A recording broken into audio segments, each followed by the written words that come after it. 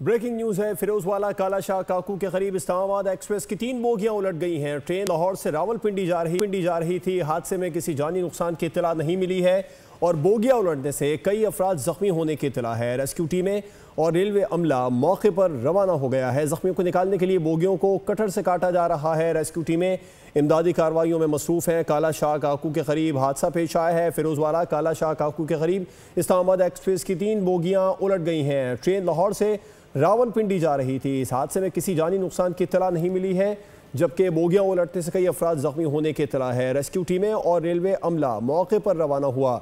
जख्मियों को निकालने के लिए बोगियों को कटर से काटा जा रहा है और रेस्क्यू टीमें इमदादी कार्रवाइयों में मसरूफ़ हैं। हादसा पेश आया है, आपको बता रहे हैं, फिरोजवाला कालाशाह काकू के करीब इस्लामाबाद एक्सप्रेस की 3 बोगियां उलट गई हैं। ट्रेन लाहौर से रावलपिंडी जा रही थी। किसी जानी नुकसान की इत्तला नहीं मिली है, जबकि बोगियां उलटने से कई अफराद जख्मी होने की इत्तला है। रेस्क्यू टीमें और रेलवे अमला मौके पर रवाना हुए हैं। जख्मियों को निकालने के लिए बोगियों को कटर से काटा जा रहा है। बोल न्यूज़ के नुमाइंदे अली राना से बात कर लेते हैं। अली राना, बताइएगा क्या डिटेल सामने आ रही हैं इस बारे में?